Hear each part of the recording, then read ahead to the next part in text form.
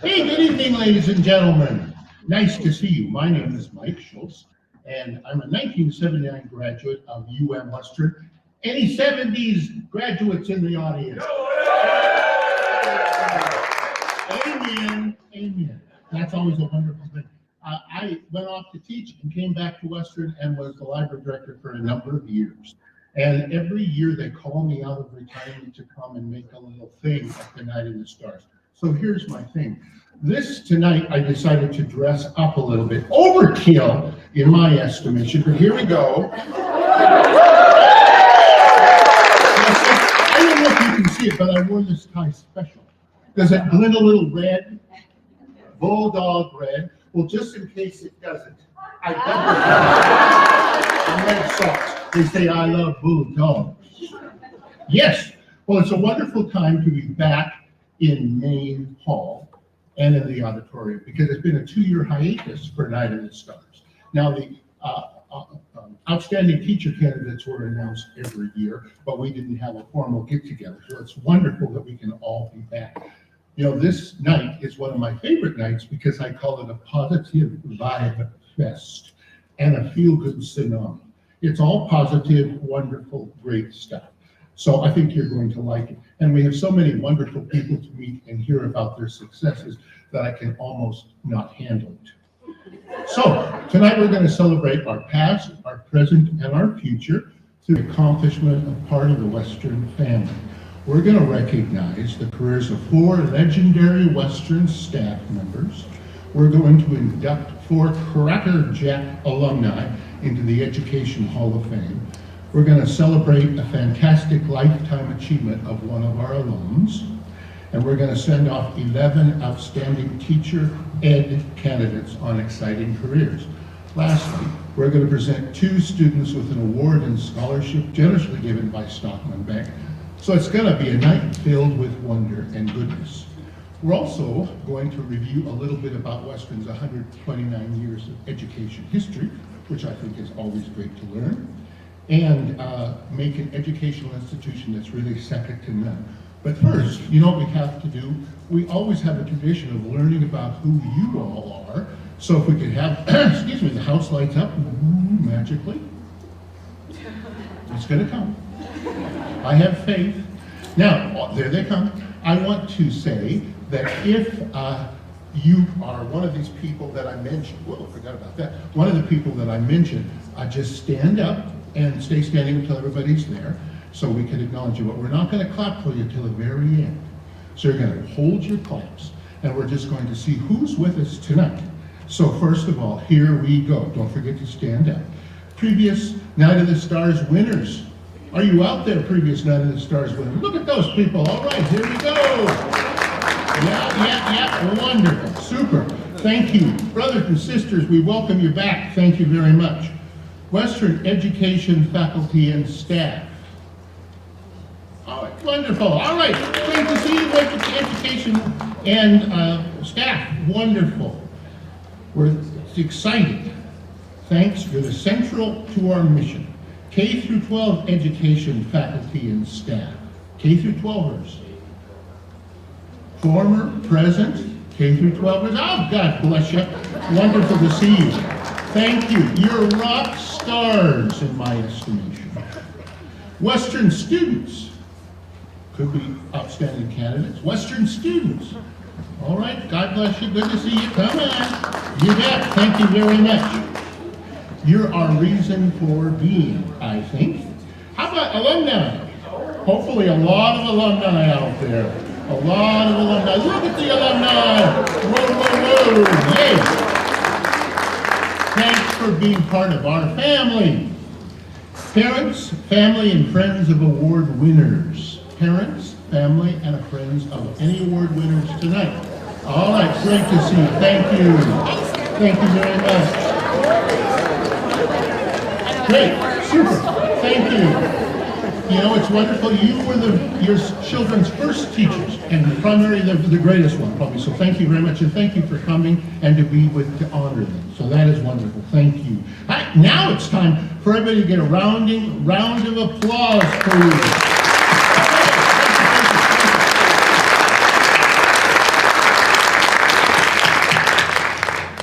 It takes a village to raise a child, does it not? A whole bunch of people.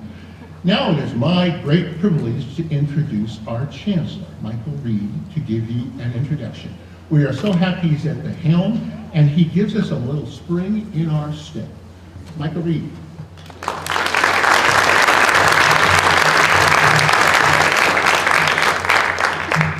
Well, good evening and welcome. I was sitting there as Mike got up. I went, oh no. It is really unfair for anybody to follow Mike in any setting, in any venue. And the first time I remember Mike was at this event about 3 years ago. So I guess it would have been the last time we held it, and it would have been the first time I attended. And I sat up there and I went, who is this guy? He was hilarious. He was wonderful. And afterwards he came up to me and he goes, I'm your new neighbor.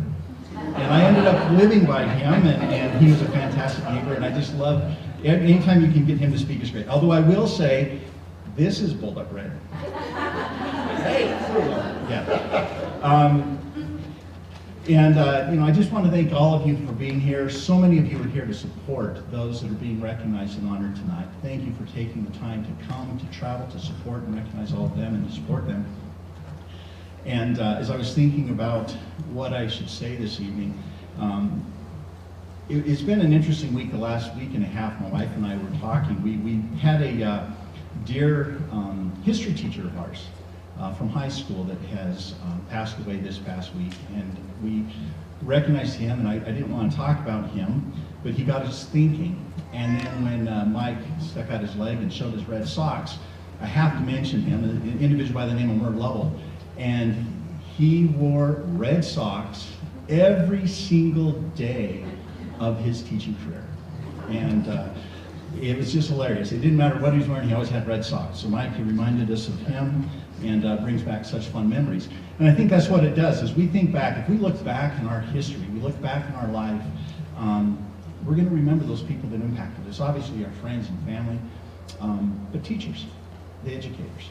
And as I thought about this, and I thought back on my many years, and it get to be more and more and more, but as I look back at my formal education years, I could count at least 80 different teachers that I've had, going from kindergarten up through graduate school. And as I thought back on them, I could come up with 6 that just popped out. 6 teachers that just impacted me. Believe it or not, my kindergarten teacher, and I remember one of my teachers from grad school, and I can name you all 6 of them, and I'm not going to do it, but they all came to mind, and they all had such an important part in my life. And as I thought about that, and I thought, okay, what could I say to them? What could I do to let them know how much I appreciate them and how impactful they were to my life? And I went and I looked for all kinds of quotes and tried to find something, and what can justify being said to these people that had such an important part of my life. And in the end, I guess the only thing I could do is really just look them squarely in the eyes and just give them a humble thank you. They were so formative in my life at different times, at different parts. Many times it was when I was struggling, and maybe that's why they stand out, is they helped me somehow. But I have to give them just a great big thank you. And then when I thought about it, if I had an event like this, if I had the opportunity to recognize those teachers in my life, I would submit their names in a heartbeat. I'd do whatever I can to get them nominated, to appreciate them for what they did. And in reality, that's what we're doing tonight. We're here today to recognize and honor somebody from countless people throughout there. Somebody's that special person that impacted their lives. And we're going to recognize them this evening. And if I can, I'd like to, by proxy, maybe just speak on behalf of the countless lives that have been touched and just give each one of the honorees this evening a great big thank you. Thank you for your service and for your love and your compassion and your passion for education. And I'd also say for those of you who are the honorees, the students that are going out, I look forward, I don't know, 20, 30, 50 years from now, hopefully you're going to be at one of these events being honored as well. I have complete confidence you will, because Montana Western graduates, that's the kind of graduates we send out. And so for that, I appreciate all of you being here. Congratulations to all of you being recognized and honored. And as Mike said, let's make it a fabulous evening of positivity. And thank you for being here again.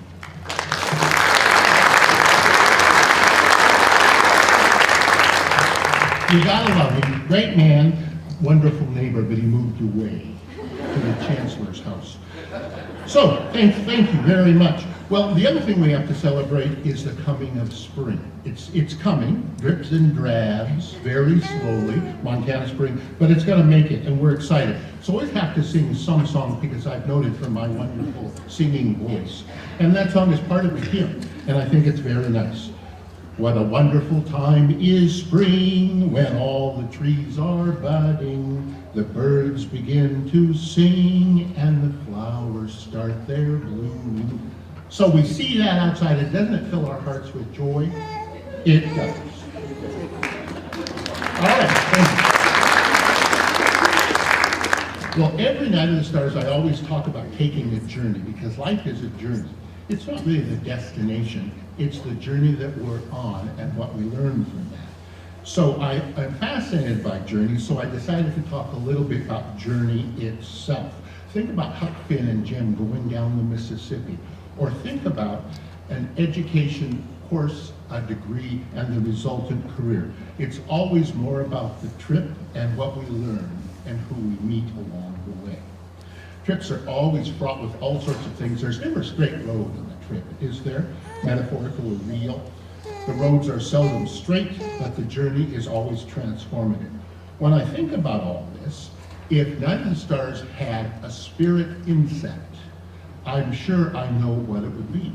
It would be a butterfly. And the reason it's a butterfly is just think about their life cycle. What a fantastic thing. These creatures goes through all of these 4 different stages and comes out a butterfly. Beautiful thing. It looks very frail, but you know it can migrate like nobody's business. 3,000 miles one way. So that's pretty fantastic. So it's not frail at all. And it populates its species on the way. So talk about a great spirit animal. So there's going to be mentions of various types of butterflies through tonight. So we're here to celebrate Western's butterflies wherever they are on their journey. It's also fitting that we raise our glass, metaphorically, to Western for its long history of providing quality educators for the state, the nation, and the world. You know, Western's been here for 129 years, and for most of that history, it's been an education institution. In fact, the 3rd Montana legislature in 1893 established Western as the one and only Montana State Normal School, or teacher college. I always thought if we were normal, were the other schools abnormal? But no, I don't think that that's the case at all. Our Founders' Day was February 23rd, 1893, and I hope we still celebrate that as an important date, February 23rd every year. The phrase normal school actually comes from the French. It means basically école normale, and what that basically means is these schools established a norm which all other schools that followed after it could piggyback on, could define themselves on. And they were mostly interested in establishing a curriculum that could be established as universal, what teachers need to know, a professional course of study, because education wasn't really done by professionals previous to that time. So Western is a normal school basically for 56 years. First we were a normal school, then we transitioned into a normal college. Then in 1949 they decided the word normal was out, and they put Western Montana College of Education. And it was that for 16 years, for a total of 72 years so far. We have been an exclusive education campus till about 1970, when some other degrees started creeping in. But even today, the education program is the largest program on campus. So this school was founded on education and is primarily an education school, and we're really proud of it. Since its inception, Western has worked to professionalize and provide normative curriculum and pedagogy. The best example is one of our early professors named William Chandler Bagley. Bagley's first job in higher education was right here in Dillon, Montana. He was a Michiganer, I'm not sure how they say that. Anyway, he was here from 1902 to 1907, just 5 years. But he was such a powerful and very bright individual that they were transformative years for Western. Bagley's lifelong ambition was to do all the things that normal schools wanted to do: make education a profession and make a curriculum and a course of study that can really define what an educator should be teaching young people. He revolutionized teaching at Western, beginning as a career and employing new ideas and new concepts that were part of his research. He is really a person of firsts. We don't have enough time to talk about all the things he did, but what he did accomplish was making Western known nationally as an excellent institution for teaching. So, he's a wonderful person. Just a couple. He created the first education journal in the Rocky Mountain West, and he contributed to it, writing over 400 articles in his lifetime. While he was at Western, 5 years, remember, he wrote 2 books.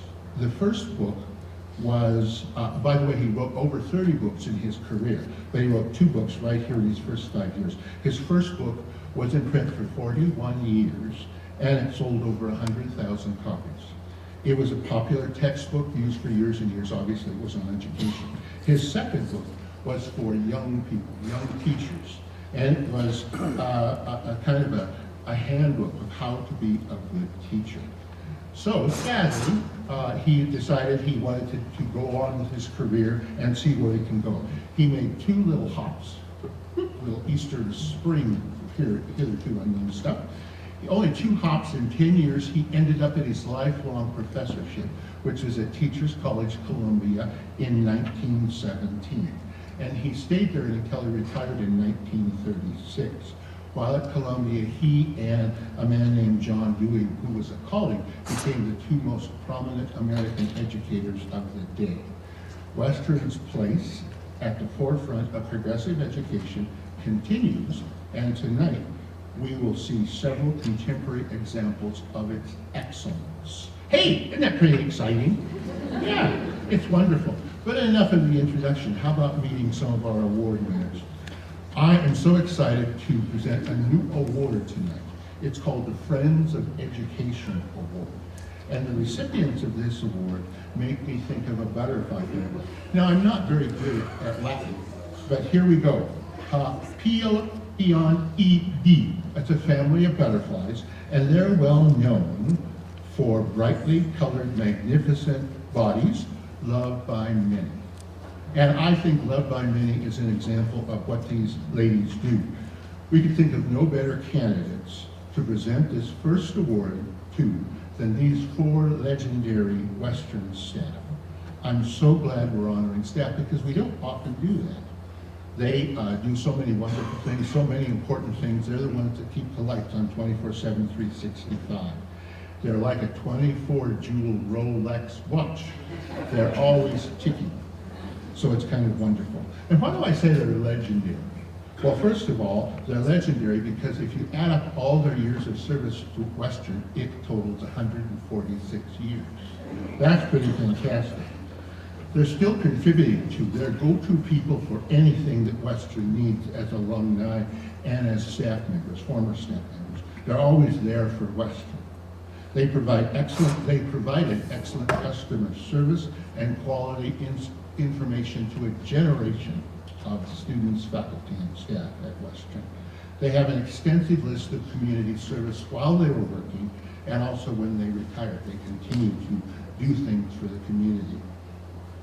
But most important is when we were telling them about this award, they said, oh, pshaw, I don't deserve an award. We were just doing our job.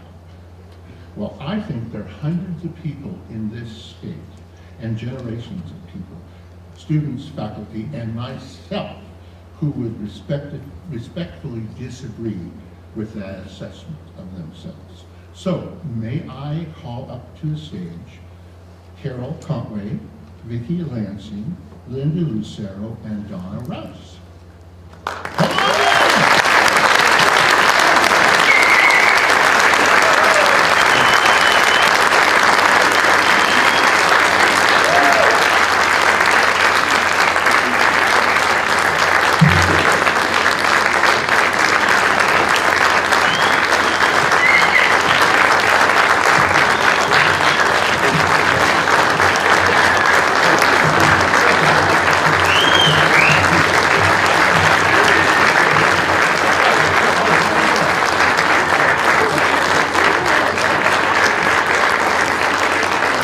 Amen. I agree 100%. These ladies are the best that Western has to offer. And I forgot to introduce Vicki Howard, she's going to show us her stuff as award manager tonight. All right, so we're excited about that. So I have just a little bit of bio. I said short and sweet, and it's going to be short and sweet. And do you love that picture or what? It's just great. So let's find out when these ladies work and so forth. Hey, Carol. First one.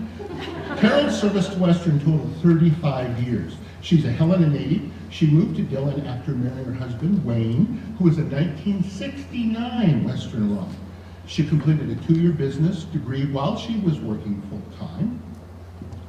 And she served with distinction in the registrar's office, the placement office, student teaching office, and ended her career managing the bookstore.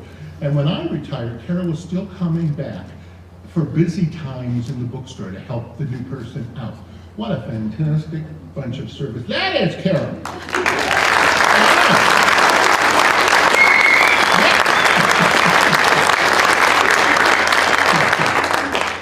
Vicki Land's 38 years of service to Western from Barstow, California. Graduated from Western in 1974 with a BS in secondary education with majors in business, history, and social science. Vicki worked for the Dean of Students and Faculty and was a long-time administrative assistant and program coordinator for the Outreach Division. It was my honor to work with Vicki in the summers, like the Swans to Capistrano. I would zoom back to Dillon in the summertime and work for Elder Hostel. And that office was always putting out quality education, recertification credits, and all sorts of other great things. They still do a fantastic job. So we are thrilled about Vicki Lansing's career.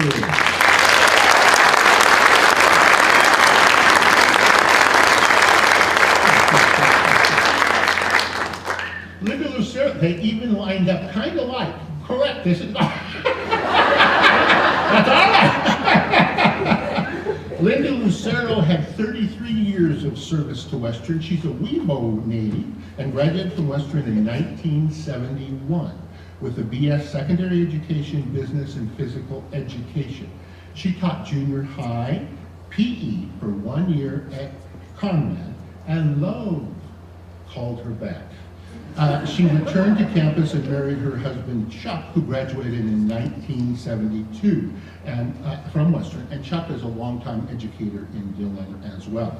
She worked as the Education Department Administrative Assistant and advised and counseled all undergraduate and graduate education majors. And that's a lot when you think that we're the biggest program. And she was unfailingly wonderful.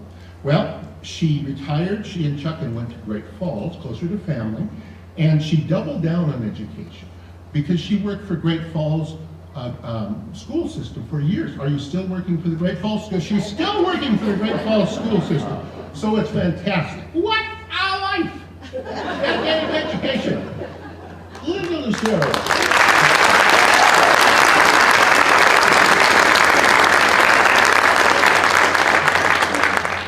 And last but not least is Donna Rouse.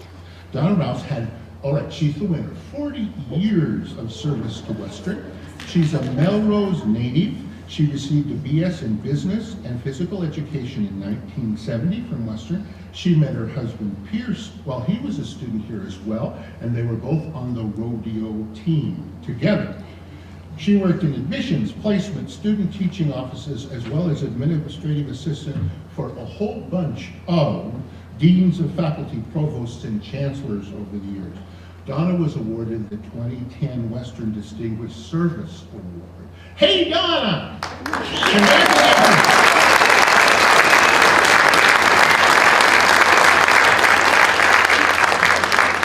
You guys want to say anything? No. We really didn't want to say anything, but we feel like we should say thank you.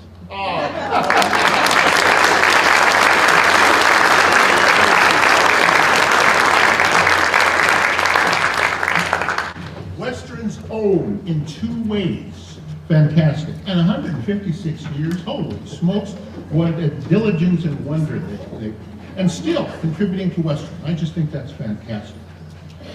So, hey, let's go to the next award, shall we? And this is the award for our students that are still in the program, getting very close to graduating. It's called the Outstanding Teacher Candidate Award. I picked a butterfly for this one called the Ruby Copper Butterfly because it had statewide range. This butterfly is like our students that go out across the state and maybe even out of state to be teachers and do such a great job. I would like to also introduce Dr. Esty Aiken, who's the Division Chair for Education, and the Outstanding Teacher Candidates to come up.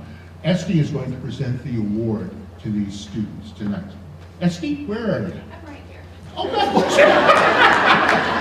Come on up. And OCTs, come on down. That's your cue. You're going to stand right there. There we go.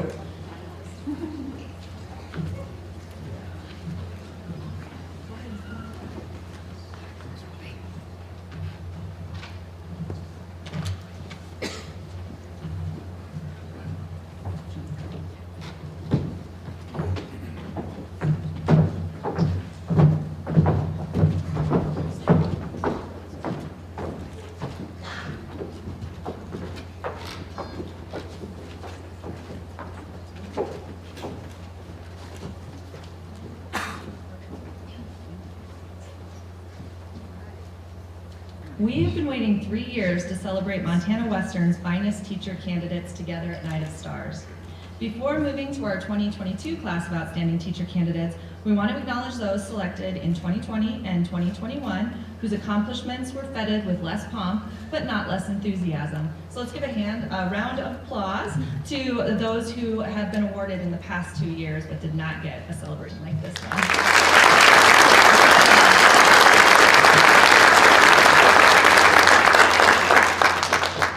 To be selected to this esteemed group, candidates must be nominated, then vetted by Montana Western Education Division faculty. After years of toil and accomplishment, these 11 candidates created a reputation of academic and character excellence among Montana Western's faculty.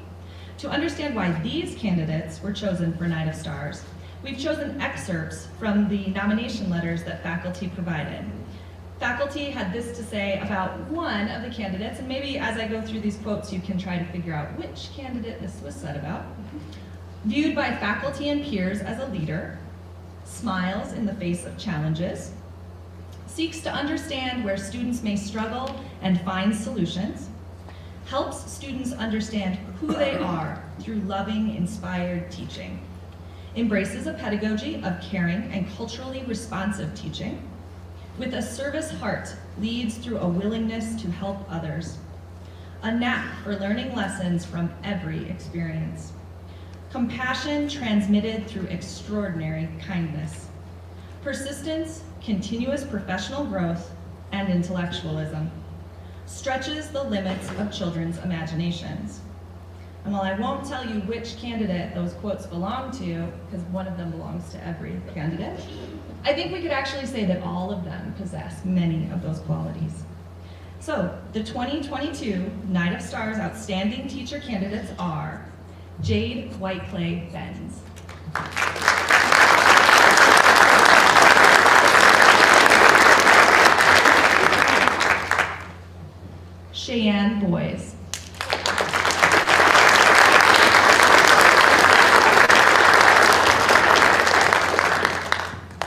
Kat Brown.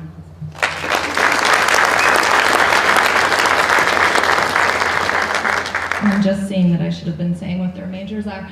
So just really quickly, Jade Whiteclay-Benz is majoring in elementary ed. Cheyenne is majoring in early childhood education, pre-K through grade 3. Kat is also majoring in elementary ed. I'll do better on the next one. Matea Burke, majoring in mathematics and secondary education.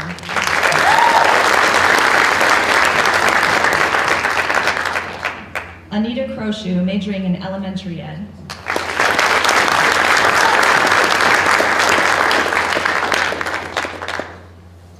Emily Gardner, majoring in elementary ed with a minor in history and a minor in ECE. Early childhood.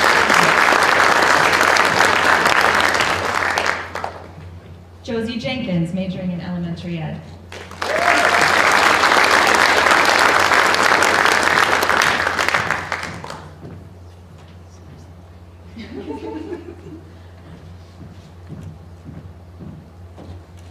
Kyra Jones, majoring in English and secondary education.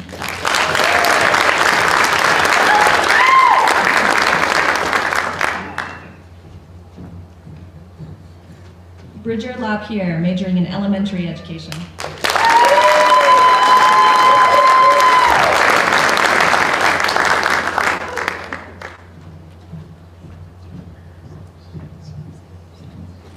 Holly Rumsey, majoring in early childhood education, pre-K through grade 3.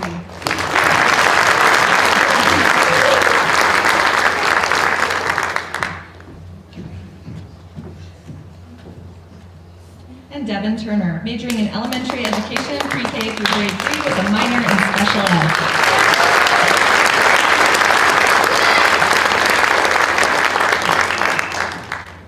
And in the spirit of Mike, hey, outstanding teacher candidates!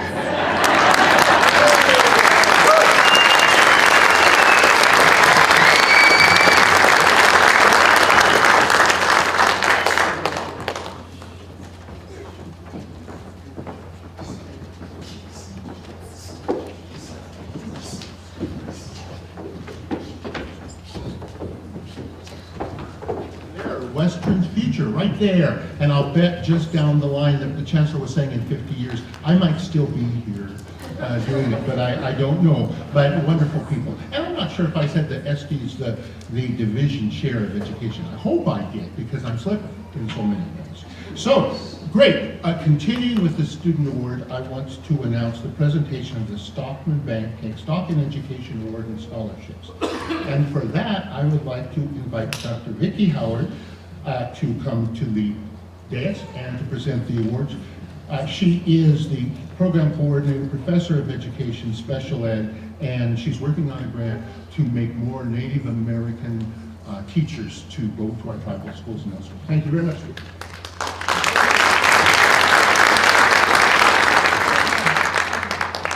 So we want to thank Stockman Bank and specifically Shane Bouyer, who has supported this award for many years now. Shane, I know you don't want this, but we would like to ask you to stand so we can give you a thank you for.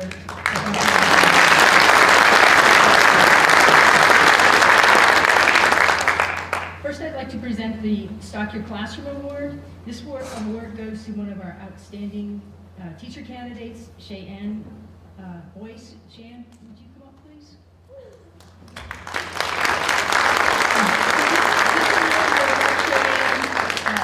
Stock Her Classroom for next year. And it's well known that educators spend a lot of money out of pocket, especially in their first years, to pay for pencils and bulletin boards and so on. And a lot of beginning teachers don't have that kind of money. So Cheyenne, this is from Stockman Bank.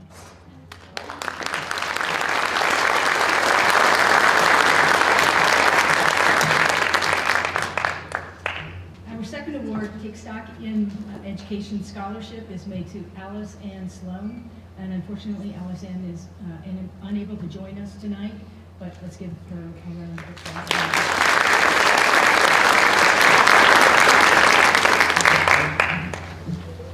Thank you very much, Vicki. And one more round of applause to our students. None better. Thank you very much. And also, stop Welcome, Ben. Thank you very much for your support over the years. United of Stars, a great helper, always in education specifically, so thank you very much. And now it's time for the Hall of Famers presentation.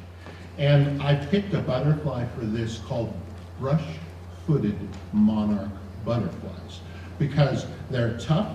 They migrate over 3,000 miles one way, and with close to 24 species, Montana is their place to go for brushfoots. And these people have been all over the state teaching many, many years. I'm thrilled to be talking about them very shortly.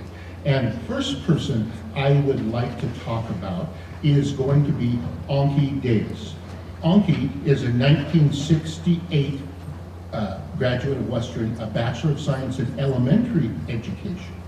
She began her teaching career in Wisdom, Montana, where she taught for 3 years, and she moved to Jackson next, where she was for 5 years, and then in 1998, and still today, she teaches 1st and 2nd grade at Greenfield Elementary near Fairfield, Montana. So I added this up, 32 years and continuing, still teaching in Montana. Fantastic. 2008, she was chosen as the Montana Rural Teacher of the Year by the Montana Association of County Superintendents of Schools. And she's also works very hard with her local chapter of Delta Kappa Gamma, which is an international women's educators society. Her Teton County Superintendent of Schools, Diane Inbody, wrote in her recommendation for the award for Rural Teacher of the Year, Anki's heart and soul are involved in educating young people. She makes every moment a teachable moment.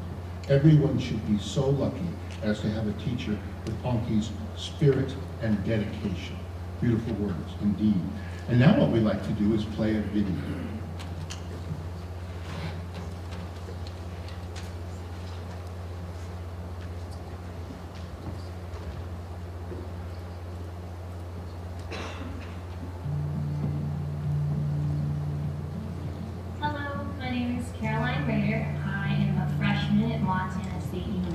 Studying ag business and economics with a minor in range science. I was a student with Mrs. Davis, kindergarten, 1st and 2nd grade at a little rural elementary school called Greenfield.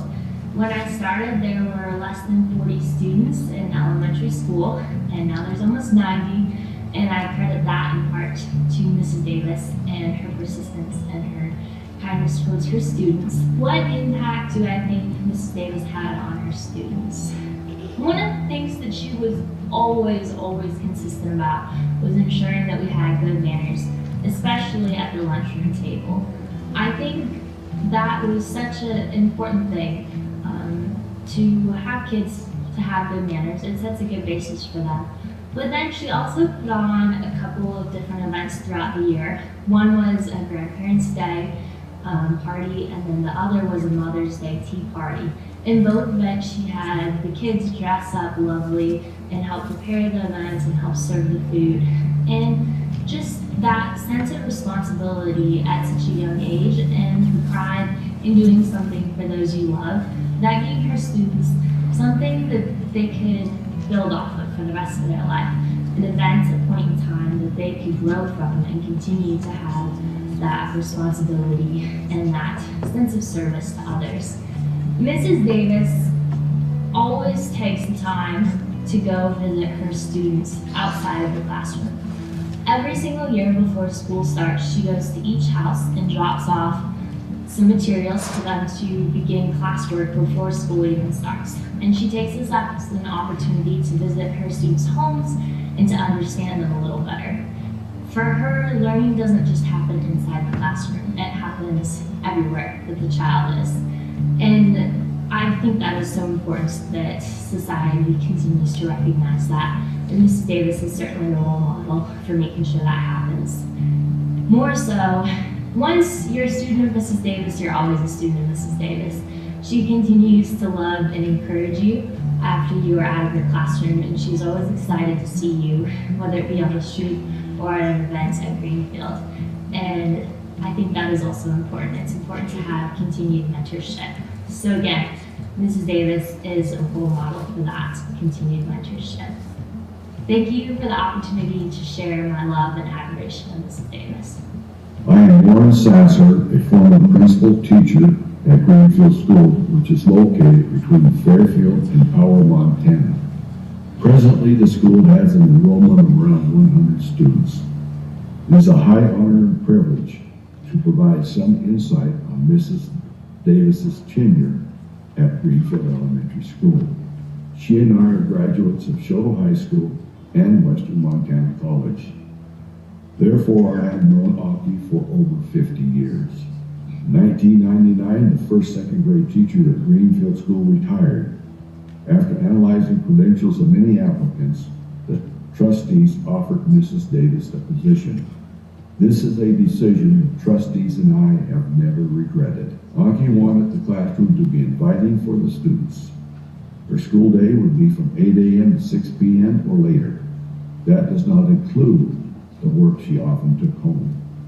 Mrs. Davis has an open door policy to parents, which means they may visit the classroom to gain a better understanding of the strategies and techniques she uses to teach children.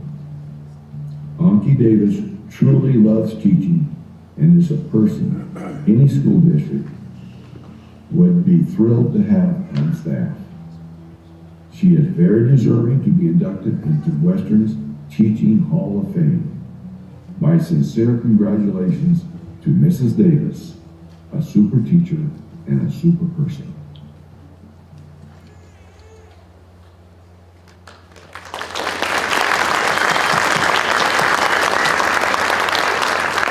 I love those videos, and I love the Hall of Famers. Will Anki come up and give a presentation?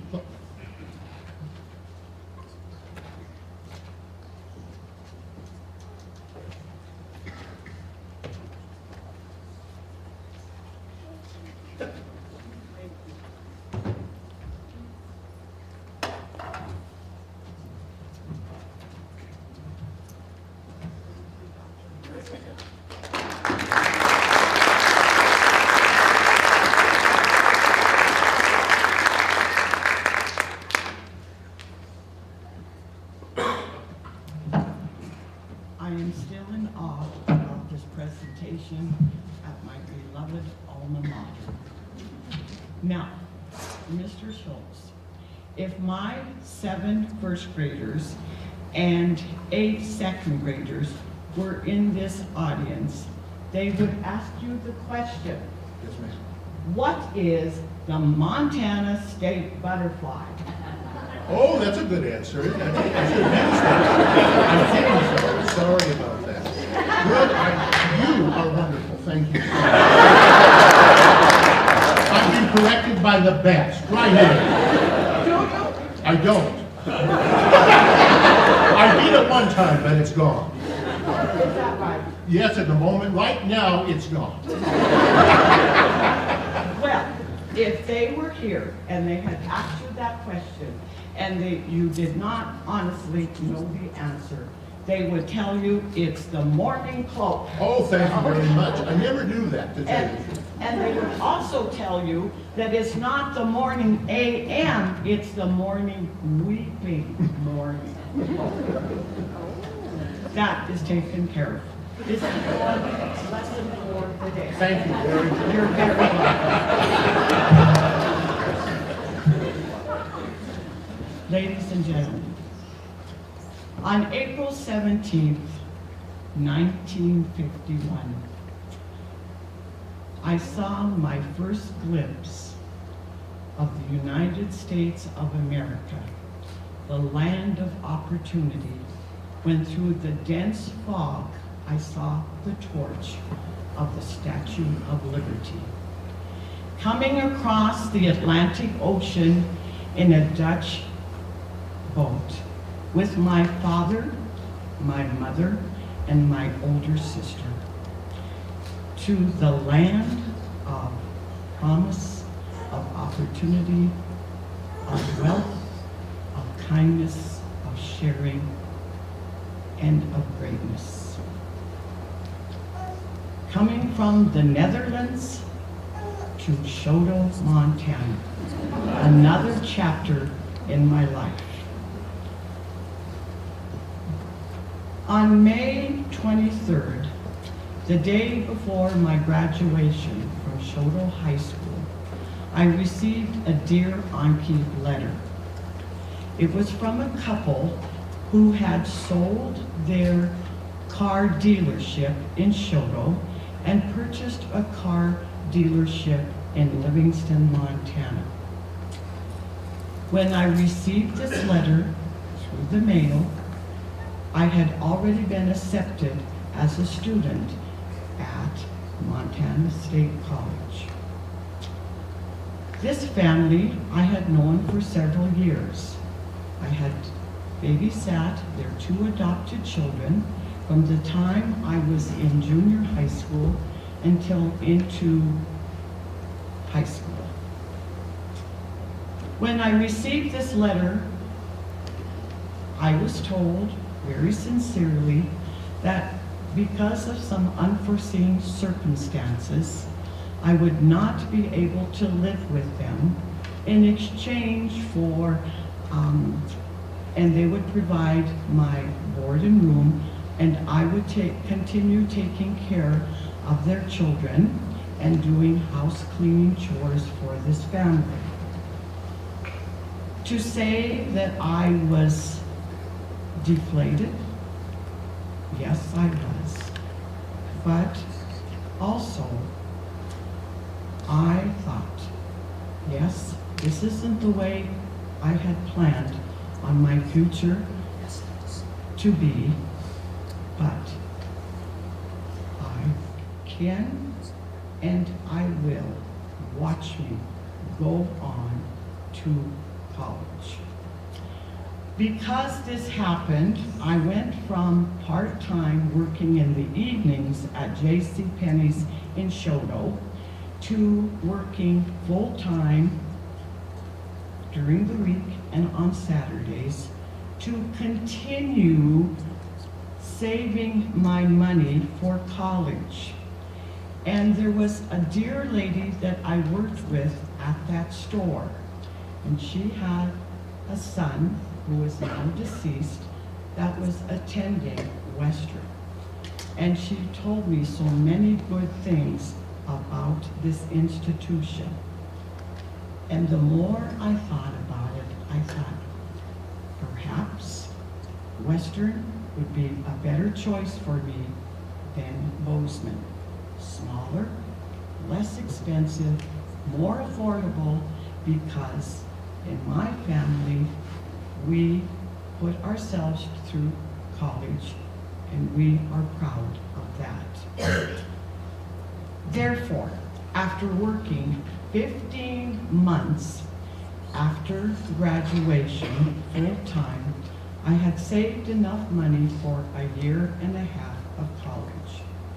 My dear parents, mother and father, drove me to Dillon, Montana, stayed the first night at the Creston Motel here on Atlantic Street, said goodbye to my parents in front of Matthews Hall, very, very sure of myself and what I wanted to accomplish in my life.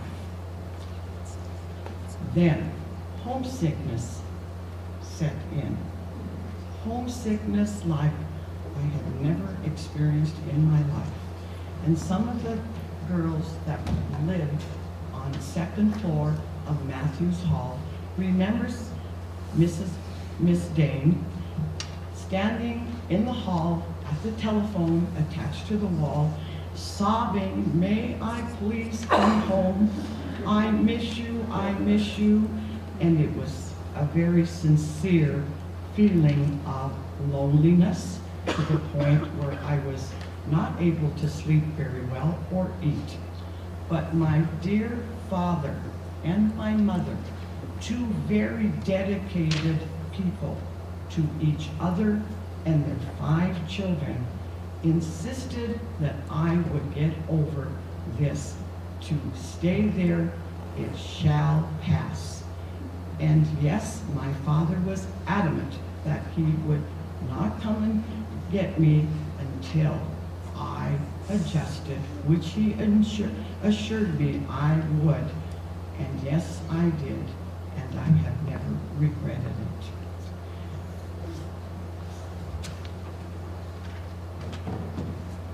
Every year, I tell my students, and I am an example of this, don't say, I quit, I can't. Say, I can, I will, watch me.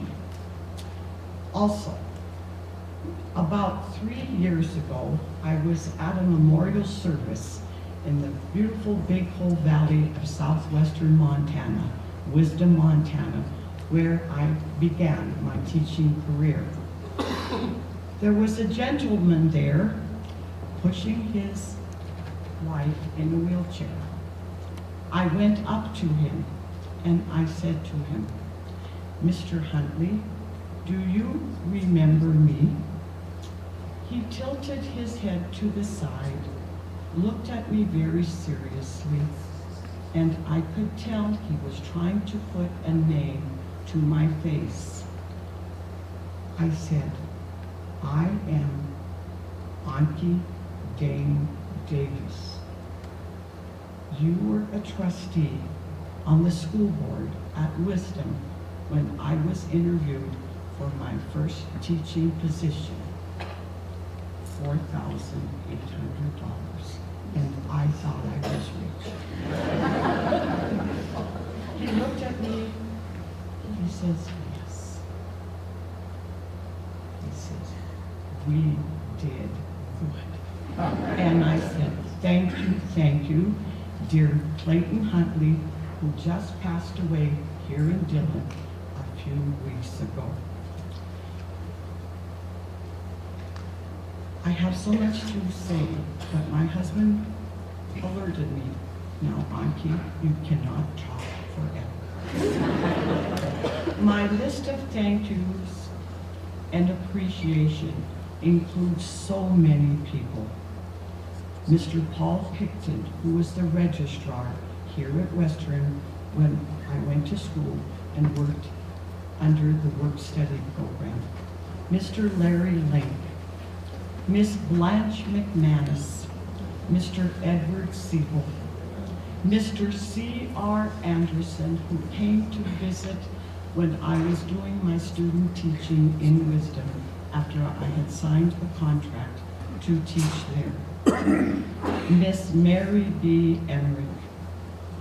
Then, of course, Mr. Lawrence Sasser, who was my principal for several years when I was hired 25 years ago at Greenfield Elementary School on the Fairfield bench, and our present principal, Mr. Paul Wilson, and the many, many, many school board members that have been so wonderful, not only to me and the other teachers, but to the students at Greenfield.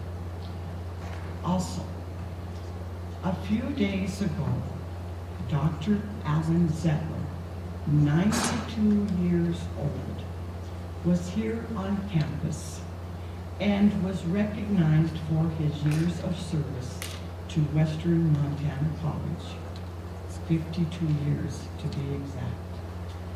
And Dr. Zettler said, I owe so much to this place, and how this has echoed in my mind over and over. Yes, I owe so much to my dear alma mater, Western Montana College. Each month we are required to write a newsletter for our classroom. And several years ago, one of my dear parents, whose young boy was in 2nd grade, gave me a book of 365 days of inspirational thoughts, sayings, quotes. Some are very serious, some are rather comical. And one of the quotes in that book, and may I add that this young man who was in my first and second grade classrooms was diagnosed with cancer when he was 5 years old. And now he is 22 years old, happily married, and cancer-free. One of the quotes that stands out in this book, as I have said, is this: how far you go in life depends upon being tender with the young, compassionate with the aged, sympathetic with the striving, and tolerant of the weak and the strong, because someday you will have been all of these. Thank you, Western Montana College, University of Montana Western, and God bless America.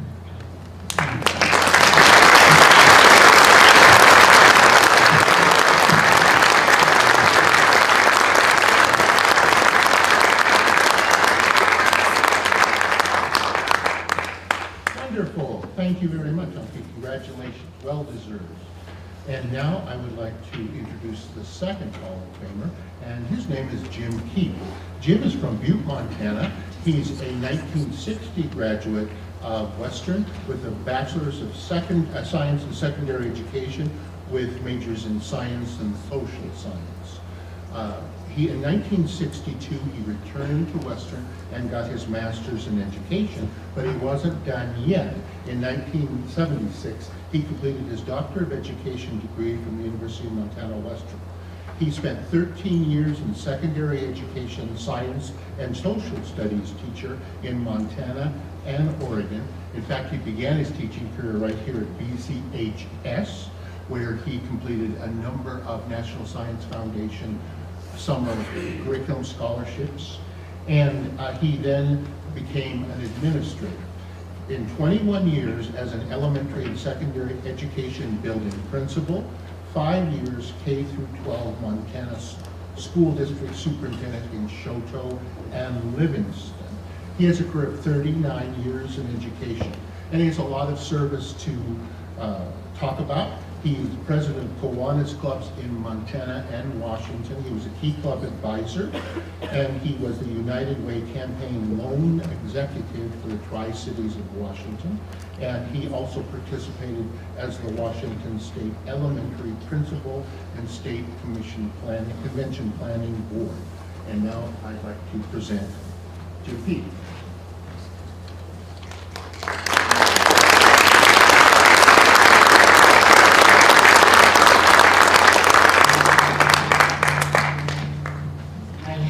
Jim Keefe as my teacher for physical science when I was in high school. I think Mr. Keefe had empathy for a student. We tried to say walk in our shoes to understand where we were coming from.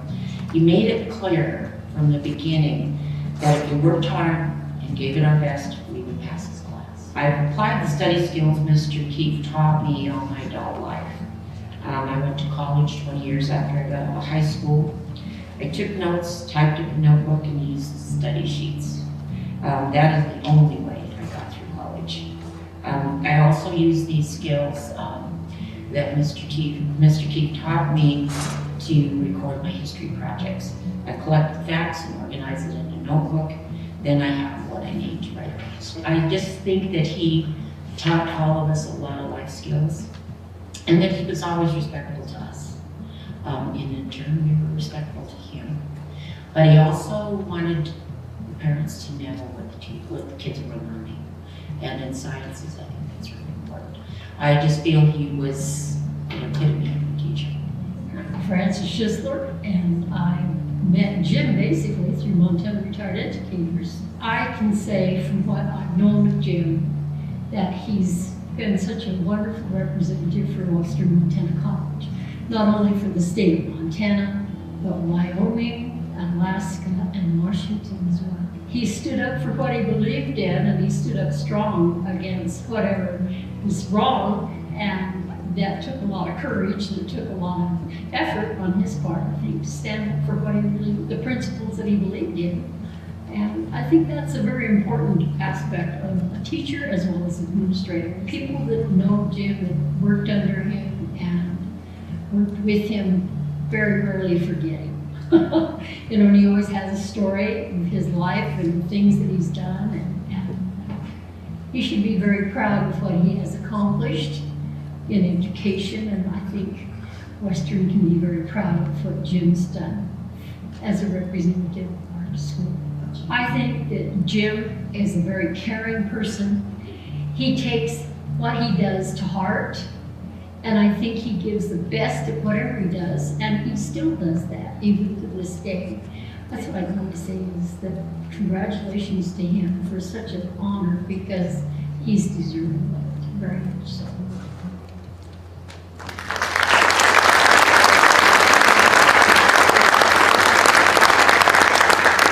Ladies and gentlemen, Jim Keith.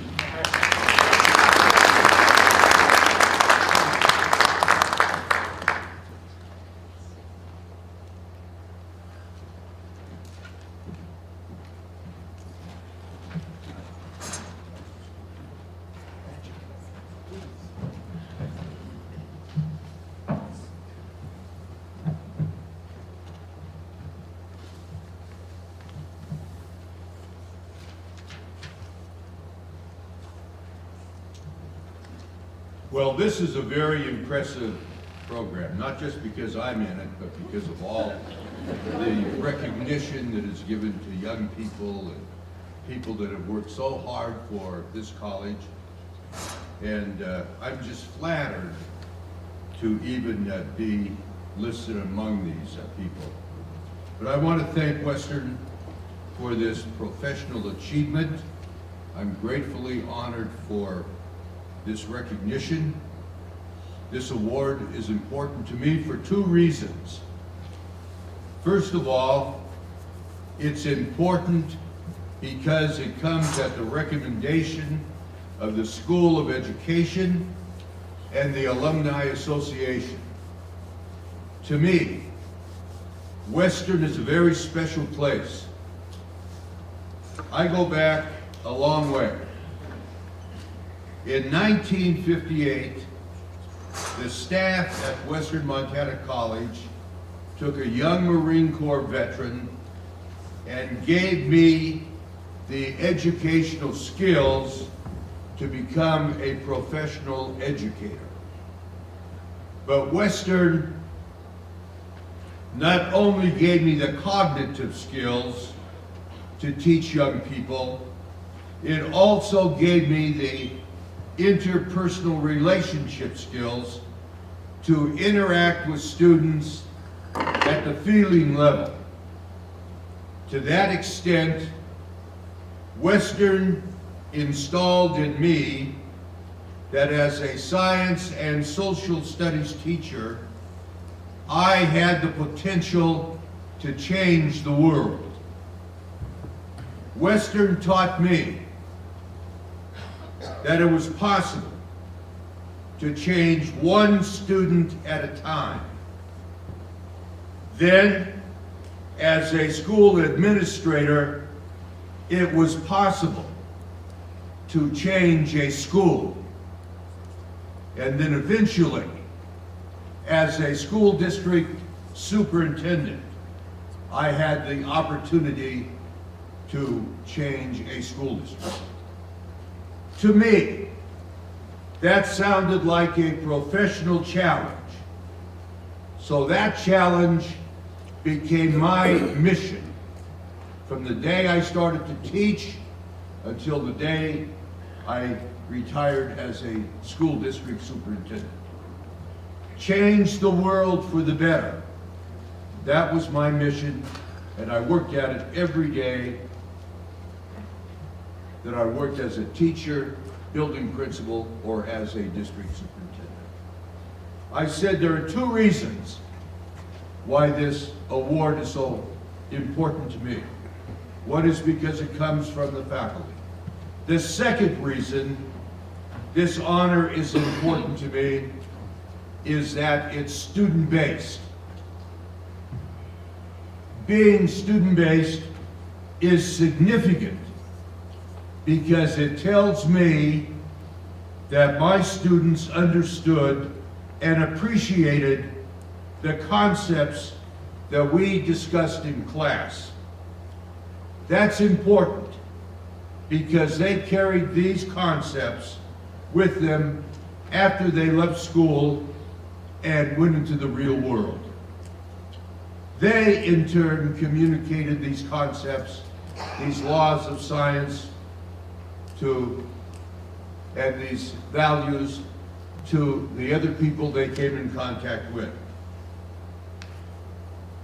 Basically, I feel I'm being recognized by what other people did for me. This includes working with athletic coaches, dealing with athletes, working with my fellow teachers, my fellow school administrators, with parents, and yes, with students. In closing, once again, thank you, Western. From the bottom of my heart, I will cherish this distinguished recognition humbly. And before I leave the podium, I would like to thank Roxanne and her staff, not only for this program, but for everything they do for Western. Let's give Roxanne and her staff.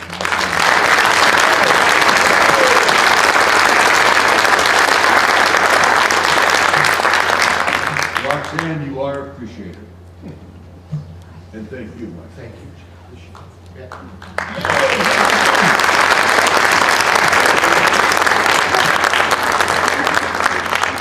Was the president of the Montana Retired Educators when I first became a retired educator. So, great guy, well deserved, and lots of examples of service in your life as well. The next individual for the Hall of Fame is Kent Polson. Kent is from Outlook, Montana. He's a 1973 Western graduate with a BS in secondary education with emphasis in biology and health and physical education. In 1979, he returned to Western for a master's in education degree with a guidance and counseling endorsement. He has been also a secondary education degree from the University of Montana, Missoula. Polson is completing his 49th year in education, career, and counting. I said that right, 49 years. What a fantastic legacy that is. Kent has taught 20 years in the Great Falls school system. He served 2 years as a guidance counselor in Troy, Montana, 14 years as a high school administrator for the Whitefish school system, and that completed his K-12 service with 36 years. For the past 13 years, Kent has served in higher education as the commissioner of the Frontier Conference. 22 years, when he was still teaching, he was a coach. He coached football, basketball, track and field at both CMR in Great Falls and Troy High School. In Great Falls, he also did, in the summers, he was a Legion baseball coach. He also did extensive work when he was a school teacher and administrator for the Montana Coaches Clinic, and that continued when he became the commissioner of the Frontier Conference.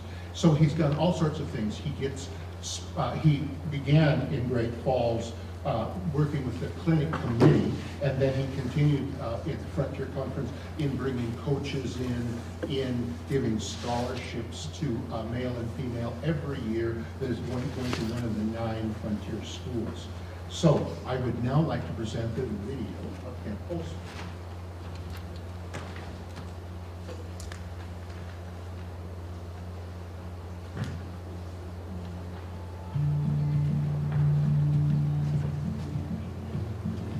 Congratulations, Kent.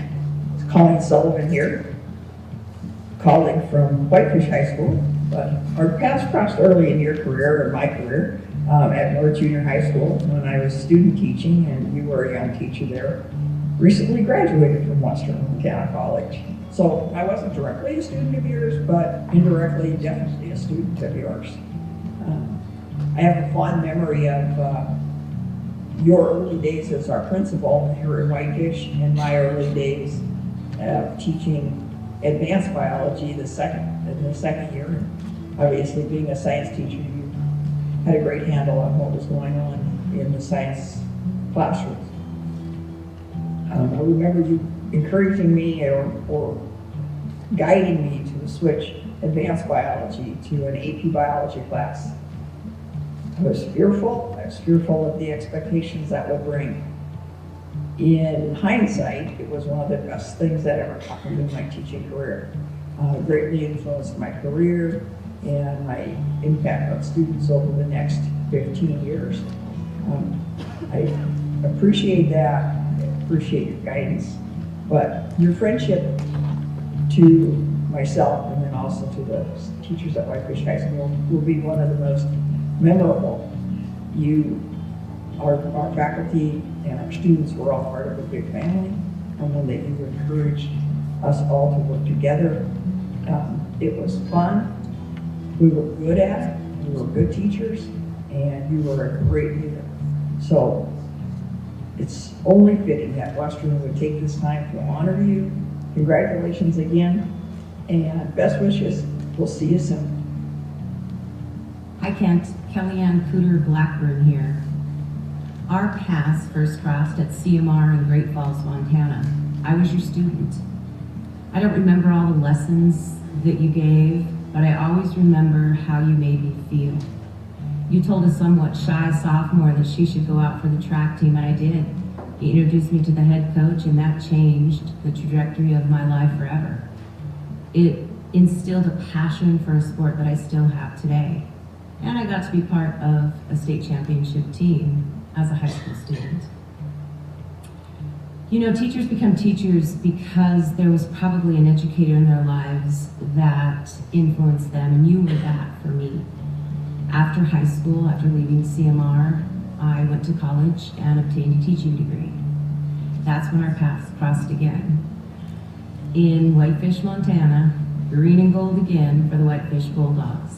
You were my administrator, an administrator that cared, an administrator that supported me, and I thrived under your leadership. Thank you for giving me the tools that I needed to be successful in a profession that I'm eternally grateful for pursuing. Congratulations on your award, Kent.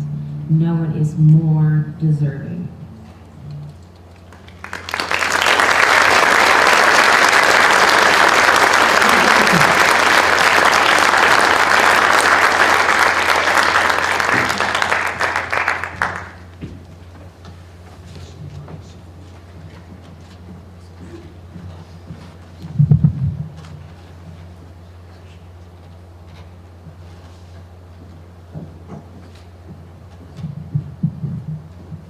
You noticed I sent pictures in where I had hair.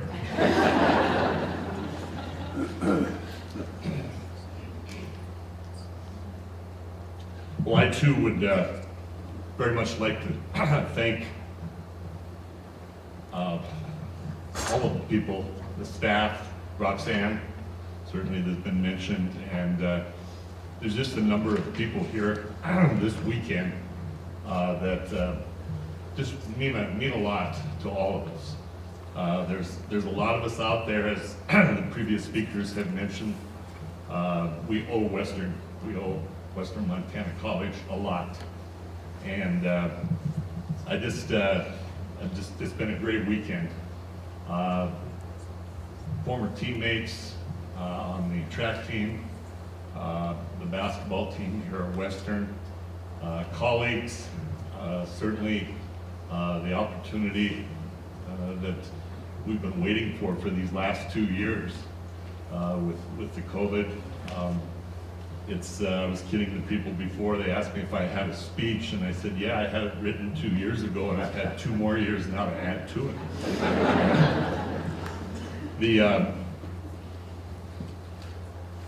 The close friends. I've had some people here tonight that we've known each other for years. I'm not going to mention names because I'll forget someone, but it's really a fun weekend. And I've been telling groups in my job as commissioner, I've seen lots of people since our 2 years have been up and we are finally able to get back together again. And I said, you know, this reminds us, it reminds me at least, of my 10-year high school reunion. And that is that none of us have gotten any older over the last 2 years, and we're actually happy to see each other. And I think that does hold true. It's just so great to get back together again. And again, thank you for putting on this program. And I think it's very evident in listening to us speak of how much we think of this institution and what it has done for all of us. I also want to thank, in my job as commissioner, which I'm very proud to say I'm finishing my 13th year of serving the schools of Montana, 2 schools in Oregon, 1 school in Idaho.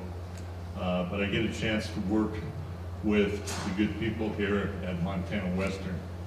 And I just want to give a shout out to Chancellor Mike Reed, who I've gotten to know very well this past year.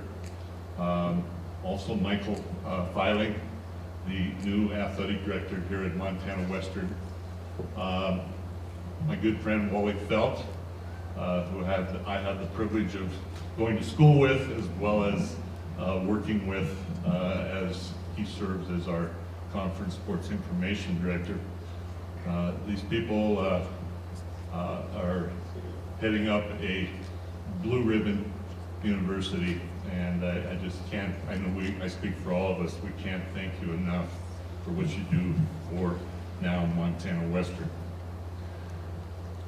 As I stand here, I'm reminded of a speech class that I took as a freshman back in the fall of 1969. And you wouldn't think that a speech class would put the fear of the Lord in you.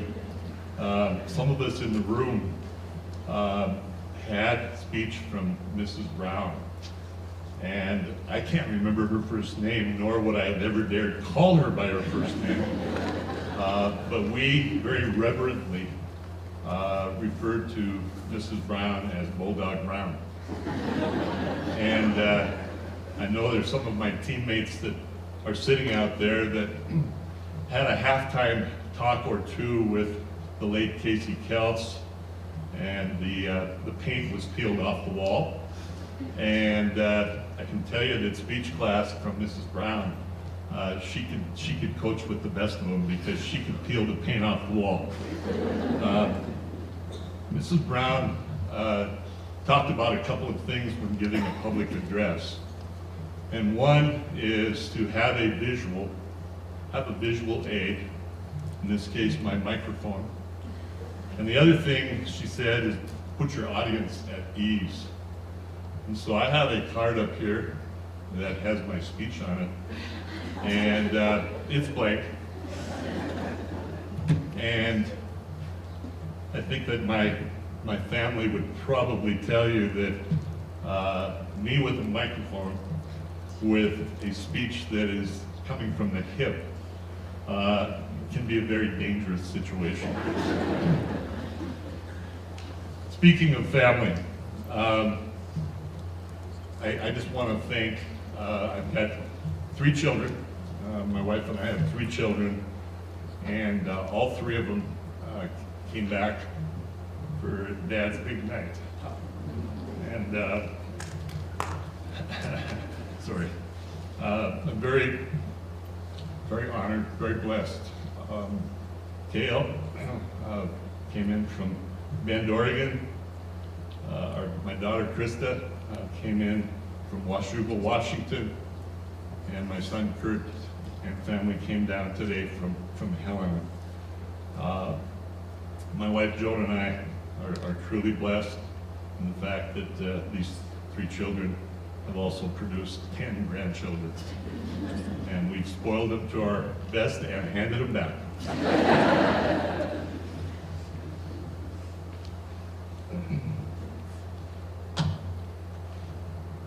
I'm very proud to say that all 3 children and my wife and myself have all graduated from Montana colleges. Ironically, it's kind of the United Nations family. Not one of us graduated from the same school. When I was interviewing for the commissioner's job, the president at that time asked me, what do you know about Montana's colleges? Because as you saw in the film strip, I was primarily elementary and secondary education. And I said, well, here's what I can tell you. I've paid tuition at just about every school in the state, and you better hire me. And fortunately, they did. And as I said, I'm blessed. I'm just finishing my 13th year, and I don't know how many of you have gotten a chance to finish your career with a job that allows you to take everything that you liked really well about the first segment of your career and put it into one. But I've developed that job. It's called commissioner, and I really, really enjoyed it. This coming fall, it will have been 53 years ago that I first set foot on this campus. As the film said, I come from Outlook, Montana. And Outlook is a stone's throw away from Canada, and it's a hop, skip, and a jump from North Dakota. It's nearly 700 miles from my farm doorstep to the steps of Clark Hall. And some of my basketball teammates from out of state, I remember Charlie Hall, who is a name that many of you remember, the WMC posse that gathered last evening. Charlie used to kid me. He said, I'm from Fallon, Nevada, and I'm closer to home than you are, and you're in Montana. My unique story, as has been told by our 2 previous speakers, is really unique to me. Next year, as the film said, will be my 50th year, and I'm very proud of the career. And again, I owe Western for that opportunity. What's really interesting is that over the 50, soon to be 50 years, I as a teacher have been able to touch students grades kindergarten through graduate school students. It's just been amazing as I've sat back and I looked at where I started and had the opportunity to touch lives, as has been said, one at a time, but had the opportunity to teach kindergartners and every grade level all the way through now being around graduate students who are participating in athletics in the Frontier Conference. The other thing that's unique for me is that I graduated in a class of 9 from a tiny Class C school. And if you're familiar with Montana athletics, there's AA, A, B, and C. I graduated from Class C school. I taught at C.M. Russell High School for 20 years, which at the time was, I think, the 3rd biggest high school in the state. I was able to be a guidance counselor at Troy, which is at the time Class B, and I had the good fortune, you heard from a couple of my teachers, to be the principal at a Class A school. So I've covered a lot of ground, I've had a lot of good people, and while I was here, there's just some instructors as I was preparing my thoughts, I was a science major, a health and PE major, and I was thinking back of the people that certainly played a huge role in shaping me and I guess putting tools in my hand to go out and hopefully help the students that I taught. In the science area, some of my favorites, Ken Bandelier, Dan Block, Howard Smith. In the PE department, who can forget Donna Wallace and Bonnie Sheriff. Yes, I was in Henry Stish's office. Herb Slack, the night watchman, former highway patrolman. Mrs. Carmody, oh my goodness. I got to know Mrs. Carmody. The name has been brought up earlier, and I just want to reinforce, had a good chance to say hello to Dr. Alan Zettler. I had Dr. Zettler as a undergrad instructor as well as a graduate school instructor. And I remember one of the things that Dr. Zettler told me. He said, I can teach you the why of education, but you're going to have to go out and learn the how. And I guess that would be my message to our young people. And Lord, we need good young people. We need good young teachers. And thank you for Montana Western for contributing to these young people that are going out. It is such an important occupation. And everyone, whether you're a teacher or not, can certainly look back and think of that person or persons that influenced you as you went to school. When I'm thinking of teachers, right in this room, and some of us were talking about this last night, it's the old auditorium. As a freshman, I took a psychology class along with a number of you sitting out there from Sunny Holland. Sunny Holland, the second commissioner of the Frontier Conference, obviously the Golden Bobcat, football player, Butte, Montana, and a legend at Montana State University, Bozeman. And Sunny taught a 7:30 in the morning class that you did not want to miss. He had us bouncing off the wall. And you get 18, 19-year-olds getting up to go to a 7:30 class. The guy was really good, really good. So with that, in closing, and I know some of you that have heard me talk before are looking at your watch going, I can't believe it, he's shutting this thing down. I do want to single out, I'm going to get pretty emotional. My lovely wife, Joan,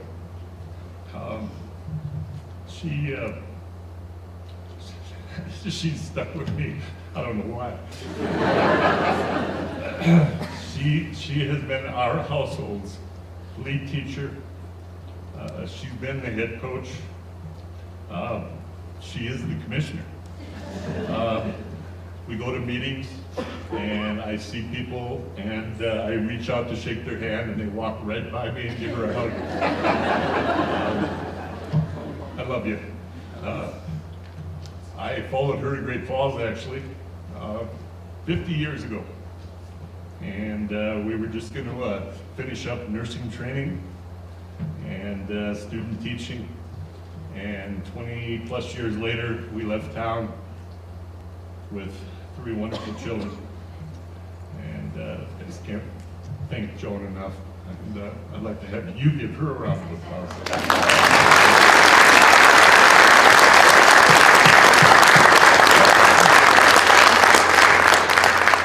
I know the kids would be really proud of me. I just traded my BlackBerry in for this not too long ago. And I'm using it to give a speech, my goodness. In closing, I certainly want to congratulate the other Hall of Fame inductees. Our Lifetime Achievement Award winner coming up. The Friends of Education. I knew all of those ladies. They were here when I was here. And they were shaking their head, I'm sure, at us crazy 18-year-olds coming to Montana Western. Our outstanding teacher candidates, as I've mentioned, and My last shout out, certainly to all of our past Hall of Fame award winners. I'm very honored and privileged to be part of you. And isn't it a great day to be a Bulldog? Thank you.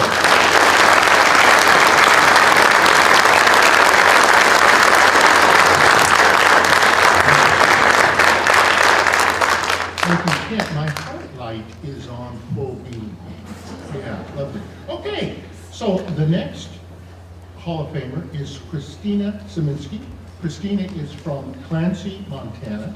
She is the 2005 Bachelor of Secondary Education in Biology and Earth Science with high honors from Western. And in 2005, she got a job at Capitol High School, and she's been there 17 years and counting. In 2010, she received her master's in education, and she does a lot of things in education and for Helena. She serves on committees and teams. She's a department coordinator, a class sponsor, and an advisor. And the neatest thing that we're going to learn about from the video is she's the founder of the Niceness is Priceless program for the Helena School District. And boy, we could stand some more niceness. There's no doubt about that. She's also a coach. She's a track and field and volleyball coach for Capitol High School, and she's a middle school basketball coach as well. And she presents at national conferences. She's received many honors, including Distinguished Educator, and was recently nominated as Helena's Educator of the Year.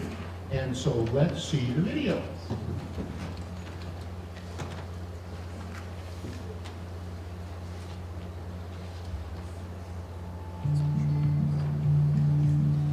Hello, Bert Zanto here, principal at Capitol High School. I just wanted to say a few words for Mrs. Szymanski. Christina Szymanski, she does a lot at Capitol High School. First, just all the support that she provides for her students within various science classes. But also I just wanted to talk briefly about the Niceness is Priceless Club, which is a group that she formed years ago. And Niceness is Priceless. They do a lot for our students at Capitol High School. They help support lunches for new students at the very beginning of the year, just to help to welcome them to Capitol High School. But they also provide a lot of different fundraisers throughout the school year that they'll help families in need. They'll support students, a family for each of the schools here in Helena for Christmas time, just to help sponsor students. And those are just a few examples. But once again, Mrs. Szymanski, just all the support she provides for students, all that she does for Capitol High School, and she's very deserving of any honors from Western Montana College. So anyways, thank you so much, Mrs. Szymanski. My name is Sydney, and I was so excited to hear that Szymanski has been nominated. I had Szymanski as a former teacher at Capitol High School, but she was so much more than just a teacher to me. She was a mentor and adult that I could look up to. She always gave 110% of her time and energy into her students' lives, and she never would hesitate to give the shirt off her back for anyone that came through her doors. She was always looking for ways to create a better atmosphere at Capitol, and she really made a difference. She has impacted so many lives, mine included, and I am so proud of you, Szymanski, for this nomination. You are more than deserving for this. Thank you so much for everything that you've done.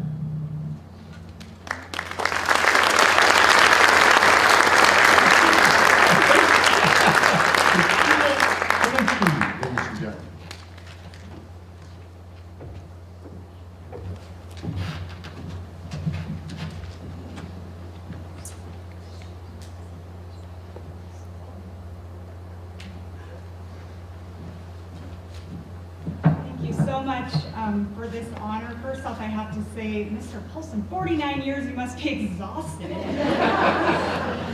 just think after even 17, I'm exhausted right now.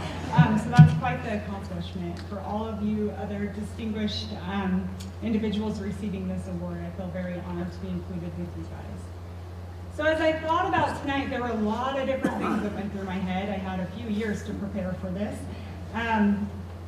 And so I thought about my education here at Western, and one of the things that I'm most thankful for is the professors that took me out into the field and did real science with me It inspired me to take my students on field trips to Costa Rica and Belize and out into the depths of the Helena National Forest. And so thank you to Dr. Rob and Sheila of the Earth Science Geology Department. Dr. Kirkley for preparing me to teach kids how to dissect a cat. And Dr. Norris Toole for showing me all of her discrepant events and introducing me to inquiry. So thank you guys for all of that. Many, many more great professors that I had here. So as I thought about what to talk about today, and I was thinking about the things that I've taught my students, I just kept coming back to one thing, and it's interesting that there was a butterfly theme tonight because there's kind of a butterfly theme at the end of my story as well. And so what struck me the most when I was thinking about what to say today was actually what I learned from my students. And so one really important thing that I want to say to you educators that are going out to become educators is that I've learned to find the good in each and every student. When kids melt down, and they will in your classroom, or lash out for different reasons, I really want you to understand that it has nothing to do with you.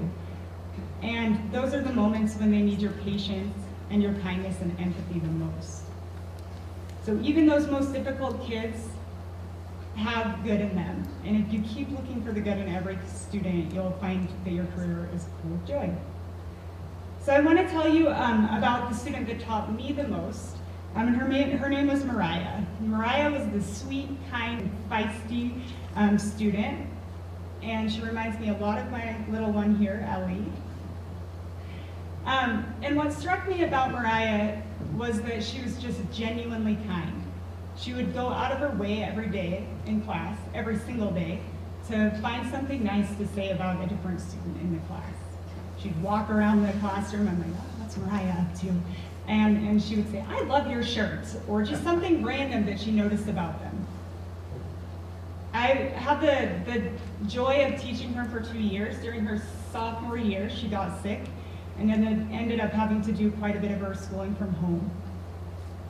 While she was sick, she started a Facebook page called Niceness is Priceless.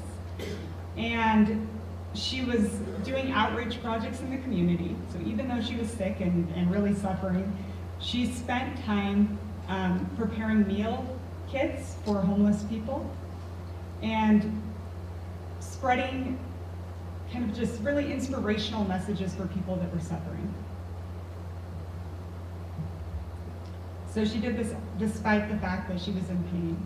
So she tried to take her pain and turn it into purpose.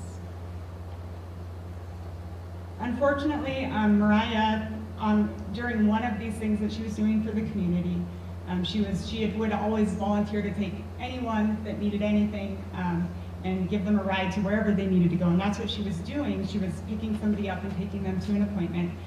And she was struck by a vehicle and passed away.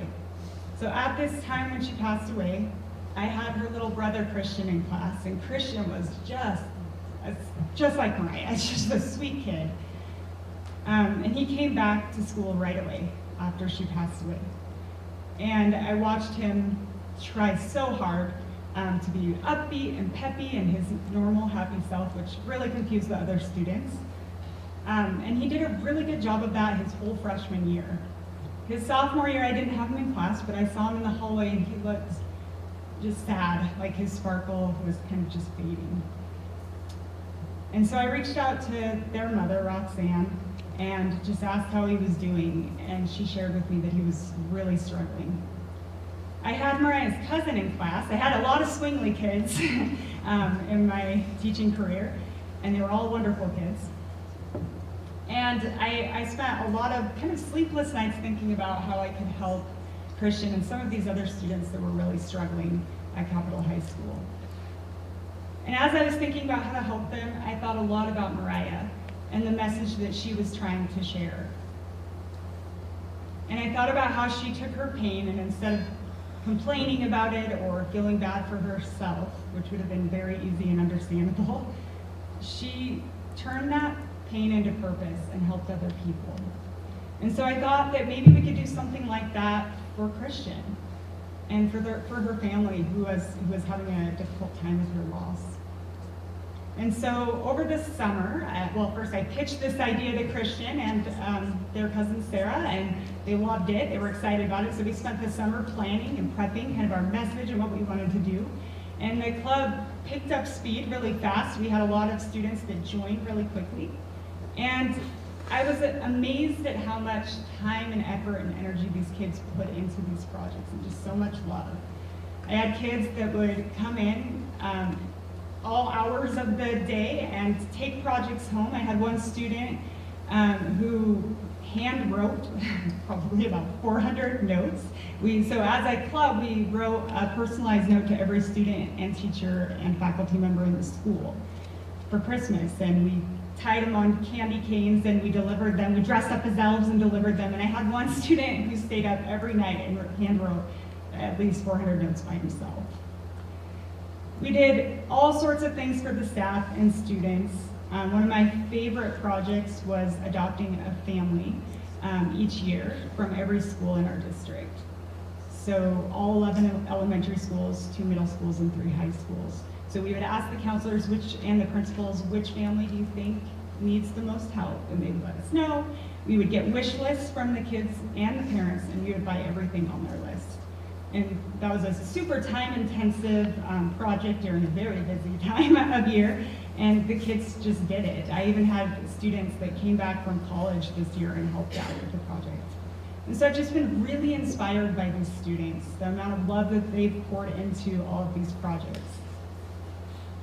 We did a project called Only One Bruin, and we recognized as a club that it's kind of hard as a single person to go out there and change the entire world.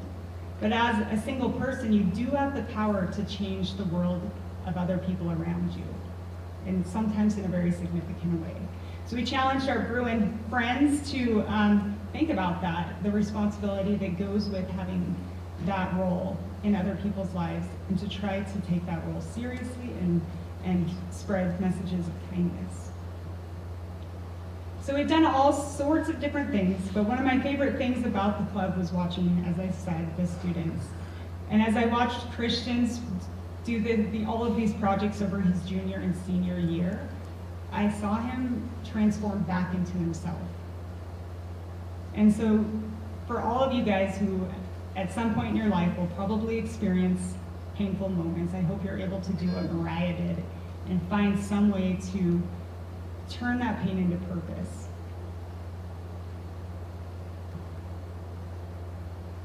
So, kind of in closing, so that I don't make this go too much longer, I just want to say that the most important lesson that I've learned in my teaching career, and possibly in my life, is that you can't help how you feel in different situations, but that you can always choose your actions and how you respond to those situations. And remember when you're doing that niceness is priceless. And I have to give credit to Mr. Zanto. It took him at least a year to figure out how to say that. And I wanted to mention the butterfly thing. Butterflies were really important to Mariah and her family. And so when you said that, I knew that my heart was pulled in the right direction to talk about niceness is priceless and the impact it's had on me as an educator. And I should say also that we have spread this to all the different schools in Helena, and the high schoolers went out and trained 4th and 5th graders, and I'm really proud of the program that they helped me build. So Western, thank you so much for taking the time to recognize educators. It's been a tough 2 years, and it's really felt nice to know that I was going to be included with some of these prestigious educators, so thank you very, very much. I also want to say thank you to my family, my daughter Ellie, who, as I said, reminds me a lot of Mariah, my older daughter Ava, who's at the volleyball tournament, and my mom, Julie, who supported me my entire life, my co-workers, my work family, and Aaron, I know you think I forgot about you. So anyways, I just, all of these people have helped me so much through my life, and I know I wouldn't have been able to accomplish things that I've been able to accomplish without their help, and especially you, Aaron. So I apologize that Aaron wasn't up here giving the speech. He would have had you guys all up doing crazy things, which I'm sure would have been very fun. But thank you so much, and I really appreciate this honor. Thank you so much.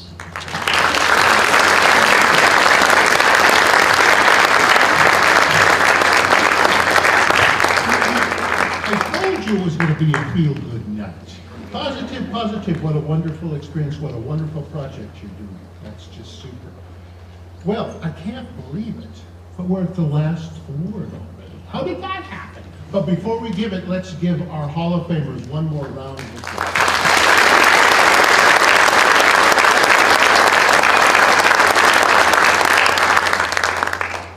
This is the Lifetime Achievement Award, and it's not given every year. I'm looking at my fact checker now, because in this feeble brain, I said we had 3.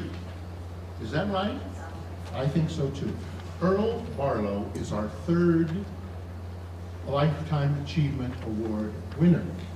And he can't be with us tonight. He lives in Spokane. So the award was presented to him, he and his wife, at a Western grad also, earlier this month. He's in his 90s, a wonderful man. I'll tell you, talk about an inspiration. And instead of coming up here to talk to you, he's going to talk to you by video. So let's give a listen. But before I begin, I should tell you about it. Oh, holy smokes, Mike. I think that's a grand idea. So Earl Barlow's from Browning, Montana.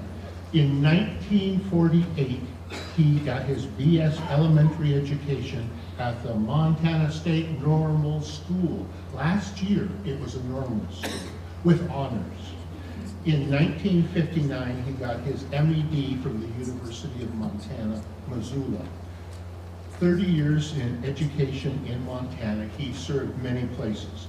For 18 years, he was at Hot Springs, Montana, on the Flathead Indian Reservation as a teacher, elementary principal, and superintendent of schools.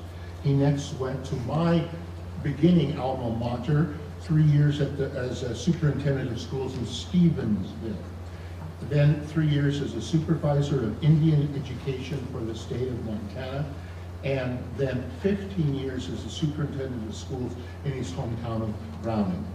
Then he switched kind of like him, and he became for 15 years a federal service employee.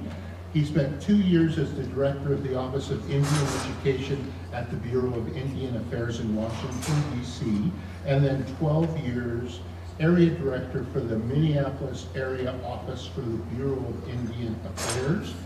46-year career. Can't you beat him, but not by much. Lots of awards and honors, too, that I wanted to mention. 1979, he received the MSU Honorary Doctorate of Humane Letters for his accomplishments in the field of Indian education. And in 2019, Governor Steve Bullock proclaimed every June 2nd Earl J. Barlow Day in recognition also of his work with Native American education. So now, let's watch that video.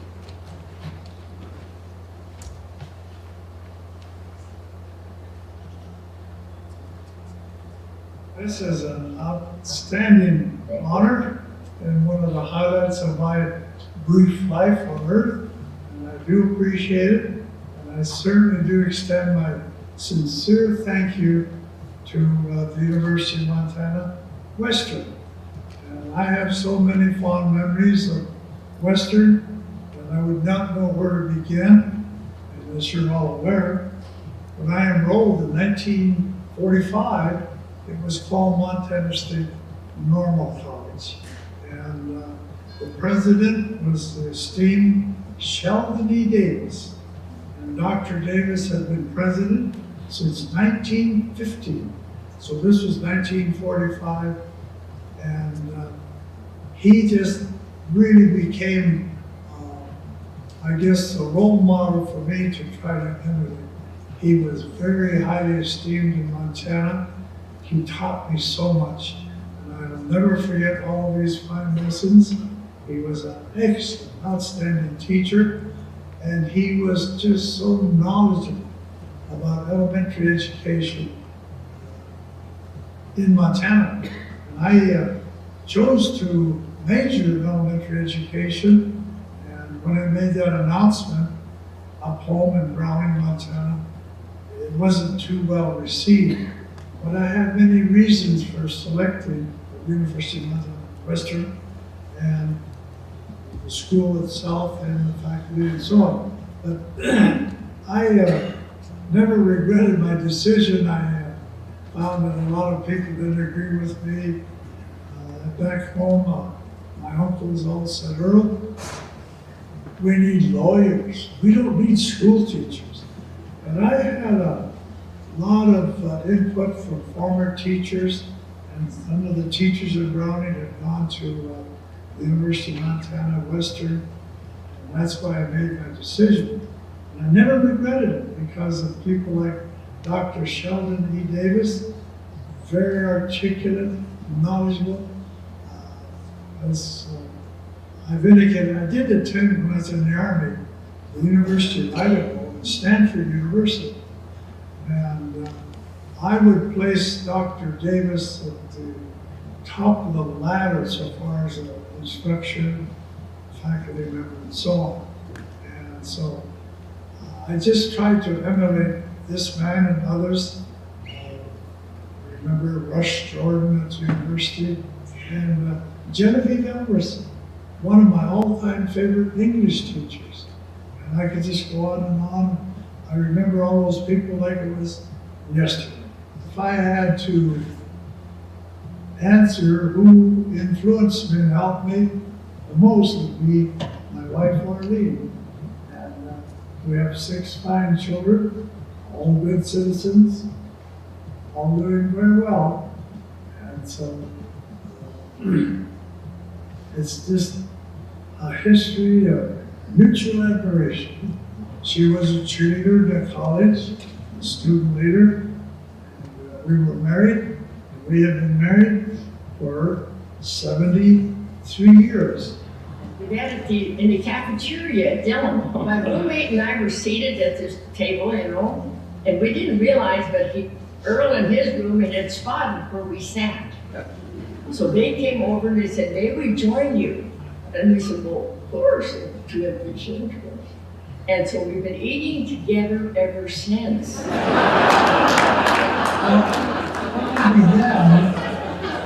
1948, I was teaching the junior high in Hot Springs, Montana. I guess I just wasn't quite prepared for, being out in the community, a little bit diverse culture and so on.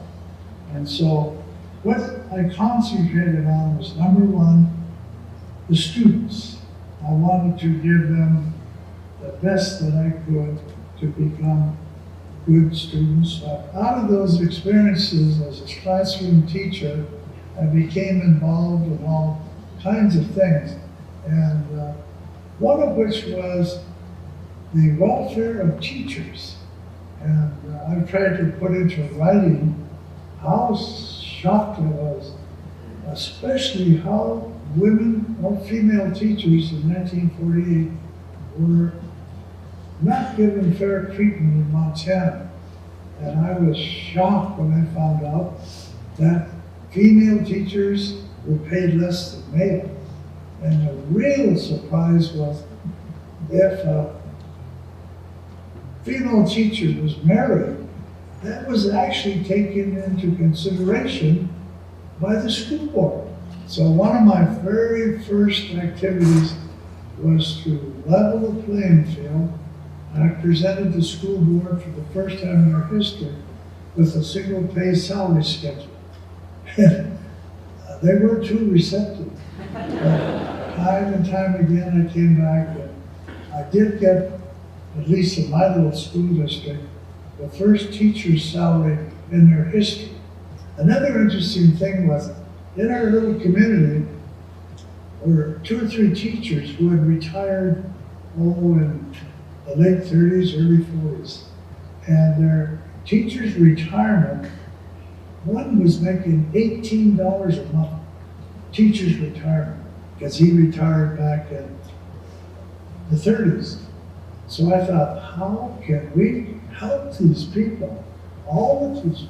So I came up with the idea of approaching the federal teachers' retirement system to cover public school teachers in Montana, especially my little district. So when I was advised that they didn't qualify, I began and started the ball rolling to change it. Then I get a phone call from Washington, D.C. that said, we misspoke. Public school teachers in Hot Springs, Montana do qualify. However, it's going to take a resolution voted on by the teachers. So I presented this resolution, we had a vote, it was monitored by outside interest, and this little school district in Hot Springs, Montana voted, I think it was 16-2 to get coverage under the National Teachers Retirement Act.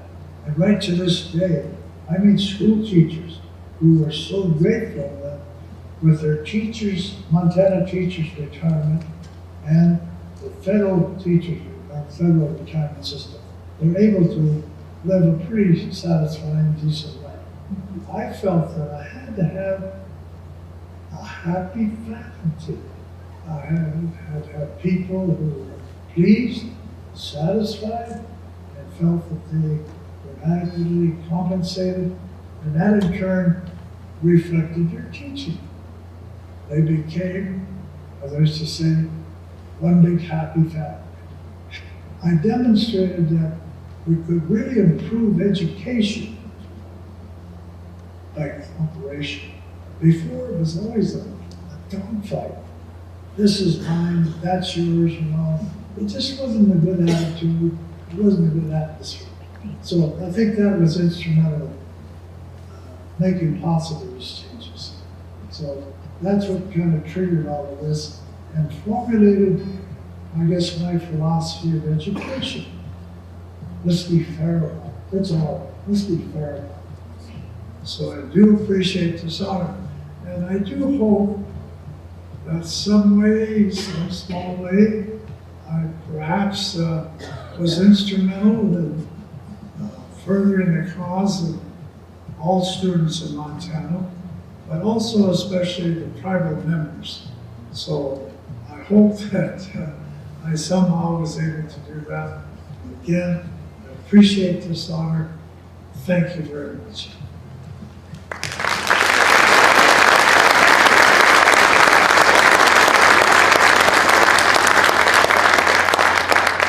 Boy, what a topper is that, eh? It's the cherry on the banana split.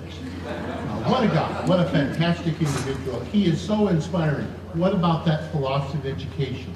Treat everybody with respect and equally.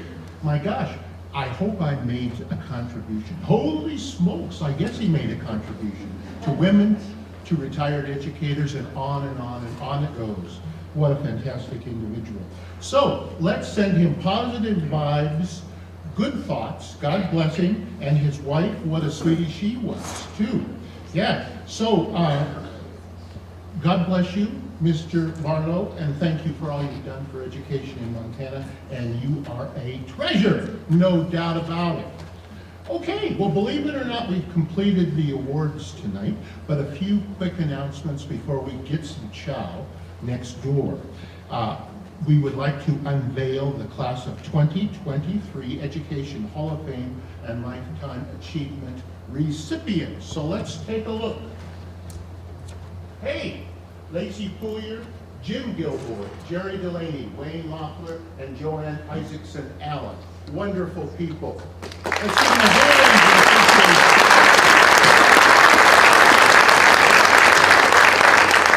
Western never lacks for quality educators. I mean, we could be doing this for the next 1,000 years and we would continue to find wonderful people serving in schools all over the country, but more specifically in Montana.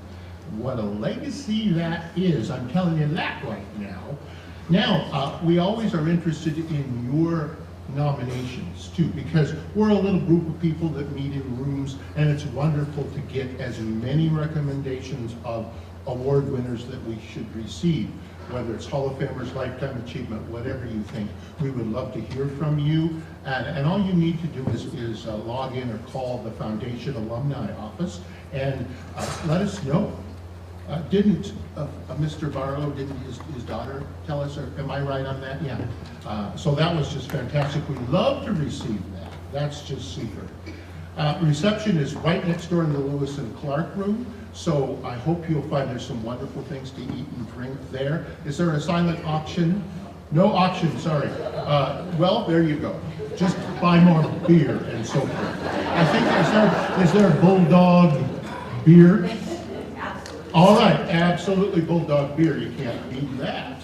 And will all the award winners tonight come back to the stage like a magnet and stand here, because we want to do a photo op for the press and for moms and dads and friends and whatnot. So photo op city, and then a migration to the Lewis and Clark room. And oh, you know, I forgot the butterfly. It's the rarest butterfly in Montana, metalmark. There's only one of them, one species in the state. And guess who won that? Well, Mr. Barlow.